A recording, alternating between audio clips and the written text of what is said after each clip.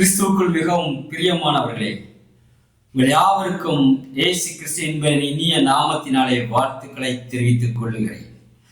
ஒரு முறை நான் சிங்கப்பூர் தேசத்தில் இருந்த பொழுது திடீரென ஒரு அலைபேசி அழைப்பு எனக்கு வந்தது. பேசிய மறுமுனையில் இருந்தவர் அவர் அந்த தேசத்தின் குடியுரிமை துறையில் ஒரு மிகப்பெரிய அதிகாரியாக இருப்பதாக என்னிடம் அறிமுகப்படுத்தி கொண்டார். அடுத்ததாக, நீங்கள் என்ன குற்றம் செய்துவிட்டு இங்கு வந்தீர்கள்? உங்களை உடனடியாக கைது செய்து உங்கள் தேசத்திற்கு அனுப்புவதற்கு எனக்கு ஆணை வந்திருக்கிறது என்று கூறினார்.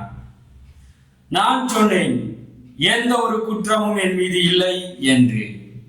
அவர் விடவில்லை, மீண்டும் மீண்டுமாய் துருவி என்னிடம் கேட்டுக்கொண்டிருந்தார். நீங்கள் ஏதோ குற்றம் செய்திருக்கிறீர்கள், நீங்கள் என்ன செய்திருக்கிறீர்கள் என்று எனக்கு தெரியும். நான் அதை சொல்ல விரும்பவில்லை, ஆனால் நீங்கள் அதை ஒப்புக்கொள்ள வேண்டும் என்று சொல்லி விடாப்பிடியாக கிட்டத்தட்ட ஒரு அரை மணி நேரம் என்னோடு பேசிக் கொண்டிருந்தார்.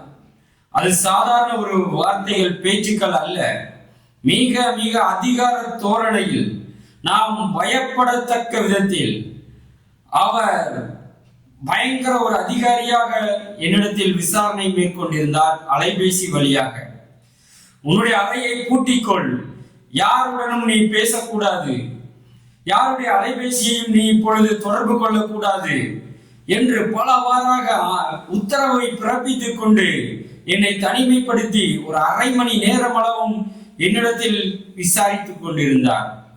நான் சொன்னேன், என்னிடத்தில் எந்த ஒரு குற்றமும் இல்லை, நீங்கள் எங்கு வேண்டுமானாலும் போய் விசாரித்துக் கொள்ளுங்கள், நீங்கள் நினைக்கிறபடி எதுவும் என்னிடத்தில் இல்லை என்பதாக.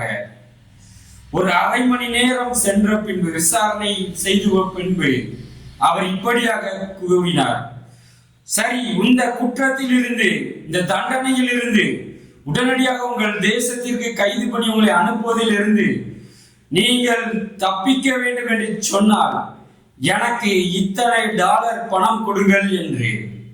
உடனடியாக எனக்கு புரிந்து போனது, இவர் உண்மையான அதிகாரி அல்ல, இவர் ஒரு போலியான ஒரு மனிதர். என்னிடத்திலிருந்து பணத்தை திருடி கொள்ளும்படியாய், கொள்ளையடித்துக் கொள்ளும்படியாய், என்னை ஏமாற்றி, என்னை வஞ்சித்து, என்னுடைய பணத்தை பறித்துக் கொள்ளும்படியாய் இவர் இவ்வளவு தூரம் நடித்திருக்கிறார் என்பதை உடனடியாக நான் புரிந்து கொண்டேன். உடனடியாக அவரிடம் சொன்னேன், அருகில் இருக்கிற காவல் நிலையத்திற்கு வாருங்கள், நானும் வருகிறேன், அங்கு வைத்து நாம் என்ன செய்ய வேண்டுமோ செய்து கொள்ளலாம் என்று. பின்புதான் தெரிந்தது அது ஒரு மோசடி என்று. இந்த நாட்களிலே இப்படிப்பட்ட மோசடிகள் இந்தியாவிலும் தமிழ்நாட்டிலும் மிக அதிகமாக நடப்பதை நாம் கேள்விப்படுகிறோம். ஆனால் 5-6 ஆண்டுகளுக்கு முன்பதாகவே சிங்கப்பூரில் இப்படிப்பட்ட ஒரு மோசடியை நான் எதிர்கொண்டேன். காவல் நிலையத்திற்கு நான் அதை கூறும் பொழுது அவர்கள் சொன்னார்கள், இப்படி ஏகப்பட்ட புகார்கள் எங்களுக்கு வருகிறது என்று. சிலர் இதிலே பணத்தை தொலைத்து விட்டார்கள், இழந்து விட்டார்கள் என்று. நல்ல வேளை, நீங்கள் உங்கள் பணத்தை நீங்கள் இழக்கவில்லை என்று சொல்லி அதற்காக நீங்கள் சந்தோஷப்படுங்கள் என்பதாக அவர்கள் எனக்கு கூறினார்கள். ஆம் பிரியமானவர்களே, இதே போன்றுதான் பிசாசும் கூட நம்மை மிரட்டி கொண்டு இருக்கிறான். அவனுக்கு இந்த பூமியில் எந்த அதிகாரமும் கிடையாது. நாம் பாவம் செய்தோம் என்று சொன்னால் வேதம் கூறுகிறது, பகத்துக்கு விரோதமாகவும் தேவனுக்கு விரோதமாகவும் நாம் பாவம் செய்கிறோம் என்று. ஒருவேளை நாம் பாவம் செய்தோம் என்று சொன்னால் தேவனும் இயேசு கிறிஸ்துவும் தான் அதை குறித்து நம்மிடம் விசாரிக்க வேண்டும். ஆம், கண்டிப்பாக ஒரு நாள் நாம் செய்யும் பாவத்திற்கு தேவனும் ஒரு நியாய தீர்ப்பு நாளை வைத்திருக்கிறார். ஆம் பிரியமானவர்களே, பிசாசானவன் இன்றும் கூட இதே போன்றுதான் நம்மளுடைய ஆத்மாவை, நம்மளுடைய சுகத்தை, சமாதானத்தை, நன்மைகளை கொள்ளையடித்துக் கொள்ளும்படியாய் அவன் வருகிறான் என்று வேதம் கூறுகிறது. இயேசு கிறிஸ்துவிடமே அவன் அப்படித்தான் சென்றான். இயேசு கிறிஸ்து ஒரு விசை கூறினார், இதோ உலகத்தின் அதிபதி என்னிடத்தில் வருகிறான், அவனுக்கு என்னிடத்தில் ஒன்றுமில்லை என்று. இயேசு கிறிஸ்துவிடம் எந்த ஒரு பாவமும் இல்லை. உலகத்தின் அதிபதி அவரை மிரட்டும்படியாக இயேசு கிறிஸ்துவிடம் அவனுக்கு ஒன்றும் கொடுக்கப்படவில்லை. ஒருவேளை சற்று யோசித்து பாருங்கள். ஒருவேளை எனக்குள் ஏதாயிலும் ஒரு தவறு இருக்கும் என்று சொன்னார், என் மீது ஏதாவது ஒரு குற்றம் இருக்கும் என்று சொன்னால், நான் எவ்வளவாய் அதற்கு பயந்து போயிருப்பேன். எப்படியாவது அந்த வழக்கிலிருந்து என்னை காப்பாற்ற வேண்டும், அந்த வழக்கு என் மீது பதியாதபடிக்கு நான் காப்பாற்றப்பட வேண்டும் என்று சொல்லி அவரிடம் மன்றாடி பயந்து போய் என்னுடைய பணத்தை நான் கொடுத்திருப்பேன். ஆனால் என்னிடத்தில் ஒரு குற்றம் இல்லை என்று என் மனசாட்சியின்படி நான் நம்பினபடியினால், ஒரு குற்றம் இல்லாதபடியினால் நான் தைரியமாய் அவர்களை எதிர்கொண்டேன்.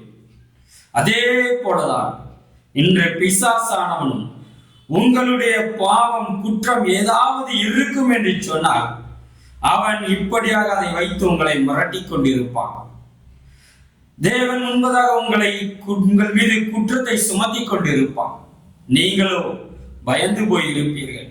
என்னுடைய குற்றம் என் வாழ்க்கையை அழித்து விடுமோ என்று சொல்லி பயந்து அவனுடைய திட்டத்திற்கு நீங்களும் உங்களை இழந்து போவீர்கள். உங்கள் சமாதானம் கெட்டு போகும், உங்களுடைய நன்மைகள் பறிபோகும், முடிவில் உங்கள் ஆத்மாவை அவன் திருடி கொண்டு போவான். ஆம், அதைத்தான் வேதமும் கூறுகிறது. இயேசு கிறிஸ்து இப்படியாக கூறினார், திருடன் திருடவும் கொல்லவும் அழிக்கவும் வருகிறானே அன்றி வேறொன்றுக்கும் இல்லை. ஆம், அந்த அதிகாரி போல நடித்தவர் என்னிடத்திலிருந்து திருடவும் என்னை அழிக்கவும் தான் அவர் அழைத்திருக்கிறாரே ஒழிய என்னை காப்பாற்றும்படியாக அல்ல, எனக்கு நீதியான தண்டனை வாங்கி கொடுக்க வேண்டும் என்றும் அல்ல. அதே போன்றுதான் இதே காரியத்தை இந்த பிசாசும் நம்முடைய ஆத்மாவை கொள்ளையிடும்படியாய் அவன் செய்து கொண்டிருக்கிறான். தெரிந்தோ தெரியாமலோ, அறிந்தோ அறியாமலோ நாம் செய்த பாவத்தை நமக்கு முன்பதாக சுட்டி காண்பித்து, நீ ஒரு குற்றவாளி, உன்னை நான் இப்படி செய்து விடுவேன், உன்னை நான் அப்படி செய்து விடுவேன் என்று அவன் மிரட்டி கொண்டிருப்பான். ஆனால் வேதம் நமக்கு கூறுகிறது, இயேசு கிறிஸ்துவின் இரத்தம் சகல பாவங்களையும் நீக்கி நம்மை சுத்திகரிக்கும் என்று.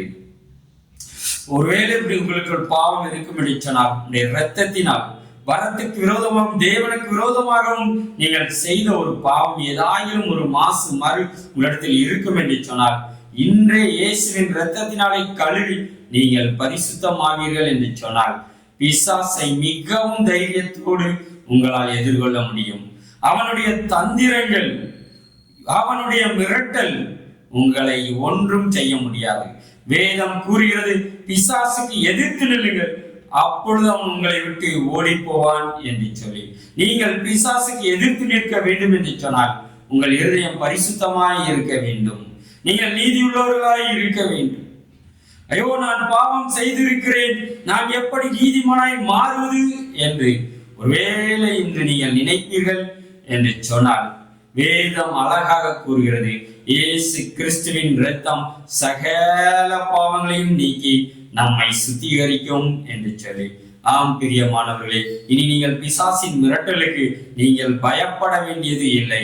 அவனை நீங்கள் எதிர்த்து நிற்க வேண்டியவர்கள், அவனை எதிர்த்து துரத்த வேண்டியவர்கள், அவனுடைய தந்திரத்தை முறியடித்து அவனை ஒன்றுமில்லாமல் போக பண்ணுகிறவர்கள் என்பதை நீங்கள் மறந்து போகாதீர்கள். உங்களுக்கு இயேசு கிறிஸ்துவின் இரத்தம் உங்களை சுத்தமாக்கி உங்களை பரிசுத்தவனாய் நிறுத்திடும். ஆம், வேதம் கூறுகிறது, அவரை நம்புகிற ஒருவர் மேலும் குற்றம் சுமராது என்று. இன்னும் கூட உங்கள் மீது இயேசு கிறிஸ்துவை நம்புகிற உங்கள் மீது, இயேசு கிறிஸ்துவை விசுவாசிக்கிற உங்கள் மீது, இயேசு கிறிஸ்துவை பின்பற்றுகிற உங்கள் மீது, இயேசு கிறிஸ்துவின் வேத வார்த்தைக்கு கீழ்ப்படுகிற உங்கள் மீது ஒருவரும் ஒரு குற்றமும் செலுத்த முடியாது, சொல்ல முடியாது என்று வேதம் கூறுகிறது. ஆகவே நீங்கள் உங்களை நீதிமானாக மாற்றி பிசாசுக்கு எதிர்த்து நின்று அவனை மிரட்டலை நீங்கள் தவிடுபடியாக்கும்படியாய் தேவன் உங்களை அழைக்கிறார். அதற்காகவே தமது குமாரனை, சொந்த குமாரனை உங்களுக்காக சிலுவையிலே பலியாக ஒப்பு கொடுத்தார். நீங்கள் அவரை அண்டிக் கொள்வீர்களாக. அவரை அண்டிக் கொள்கிறவர்கள் பாக்கியவான்கள்.